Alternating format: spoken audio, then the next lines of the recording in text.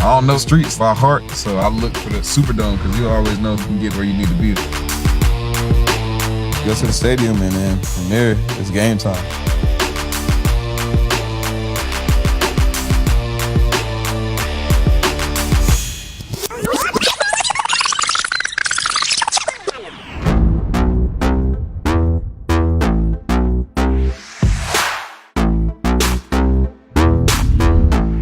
When I was younger, I was real obsessive. My room, everything, it always looks the same. Like you ask my mom, the angles of how I put stuff, the ratio of my laces, the way they stick. See, it's messed up right there.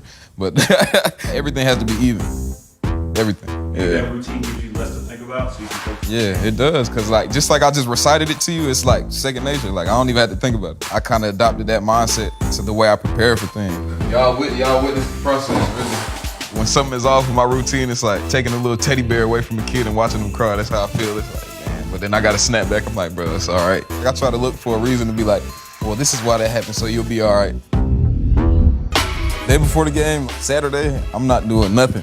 We get done with practice, we get done early. I come home, no distractions. I don't really talk on the phone much. Maybe a friend will come over, like we just chill. Like I don't want to leave the house. Yeah, I like airheads and stuff, so this all I do. You know, I eat candy. Y'all see me, I just probably bust open like 8 airheads since I've been in here. Now I'm looking for a green one, so I had to bust open another pack.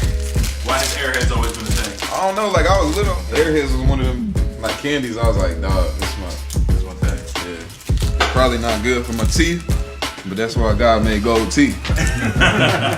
That's the infamous smile. I'm about to upgrade, but these are the ones I've been wearing since college. It's just one of those things like where you can kind of express yourself. I can tell people a lot about you. You don't even have to say nothing. I started wearing it at Tennessee and it hit. So I'm like, man, I'm about to keep it going. Like, man, I just got to be me, like unapologetically. I don't post nothing. I don't reply to nothing. And I don't want to go outside and talk to anybody about, oh, well, you got a big game tomorrow, this, that. Like, nothing. I just want to keep it controlled. And I can control my environment in here. It's easy to kind of fall into the hype. Oh man, you killing it this season, you killing it, you this, that. Like people sending me articles, interviews, all this. You breaking this record or you got this many yards. I don't even know how many yards I got. You can get caught up doing too much. When you make yourself seem bigger than what you really are. I know what I was before this and I know who I am now. When people do stuff like this, they try to do something like that they don't really be doing every day. Like, yeah, we about to go to a Saks Fifth and we just about to buy the whole store. The people in the store don't know you nothing, but you go here every day. I'm just trying to like, you know, flush everything out, just be, you know, kind of pure, like I said, until after the game. You know, I'm from Atlanta. I've never been to New Orleans before I got drafted. It's so many spots that I've been to and so many spots that I haven't been to. I gotta rely on my friends to take me and find all the good spots to eat and find all the good spots to shop and do all that. They'll call me like on a Sunday to stay open. When the flavors come in, let me know, because I need them. It's so much love out here and so much togetherness, and I feel like the Saints is what, you know, everybody revolves around. We're doing well. So the city is doing well. Whenever I go out, man, keep doing what you're doing. Like, we love what you're doing for the city. Just love what you're doing in the community. Keep up the good work. Man, I can't wait till Sunday game, boy. I'm so pumped up. This is what it's about. It's not even about the football. When you can bring people together, that's really what I love. About my teammates, the locker room we got is special because there's no kind of friction and like animosity, and everybody really cares about each other, and it's like genuine care, not just because, well, you got a jersey on your back and you got a Saints logo on, so I gotta care about you. It's like, is your family doing good? Like, when you leave here, you good at the crib? Like, come over, my door is open, ring the doorbell. Like, my teammates know you can come to my house. So I think it's just like that brotherhood and camaraderie. I think my teammates embrace me like for who I am, unapologetically me. High school was cool, you know. Coach put a ball in my hand and it was like, I think my sophomore year, that's when it became a reality. Like, okay, I could really go to college and do it, you know. We had offers from everywhere, but what running back want to go to Alabama?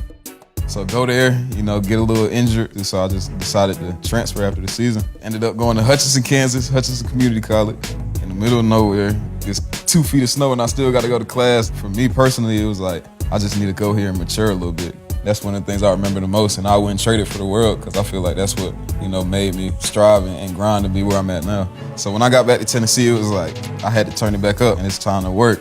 How did it feel when you got drafted? Football is one of them things. It's like whenever you start playing, like 3rd grade, 2nd grade, you work all the way up until you 20, 21, 22. So it's like that super deep exhale, like, oh my God, it's like Finally, like, I done made it, being drafted and coming out here. It was exciting, you know, I just back at home, a lot of close fam around, and like, it take a lot for me to get like big-eyed, like, oh my God. So I kind of walked out onto the field like, it took me a little bit to be like, man, I'm in the NFL. After a couple plays, I was like, yeah, like, this is it.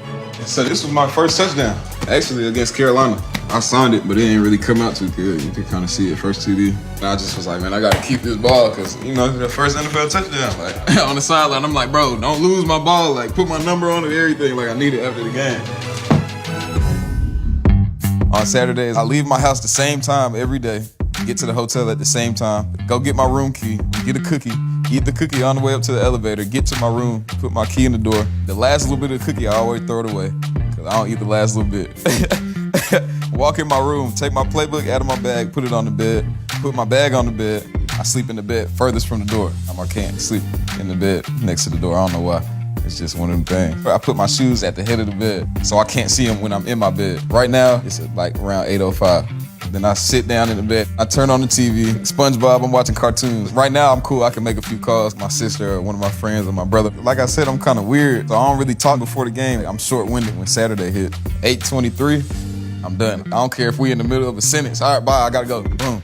Leave my phones on the bed by my pillow is weird. So I wake up same time every morning, 7:55. I know exactly when I'm gonna talk to my mom. Sunday morning, she's gonna send me a text and say, good luck and blessings on your game today. And that's it. And I hit her back and I say, love you, thank you. And then I talk to her after the game. Cause I know how she is, like, you know, be careful, like, don't let them hit you hard. I'm like, Ma, what you mean don't let them hit me hard? Like, it is what it is, I gotta play, so. I don't turn on the lights like when I wake up. I go straight to the bathroom and turn on the light. And then I hop in the shower, boom, brush my teeth, go and grab my clothes out of my bag. I ain't take my clothes out of my bag yet. Then I go turn on the lights in the room, take the schedule out, and I ball it up. Okay, and I gotta shoot it with my right hand into the trash can. And that's how I know I'm gonna have a good day. That's when I can leave my room. I gotta make it. You won't leave. No, I'm not leaving. I don't care what time it is.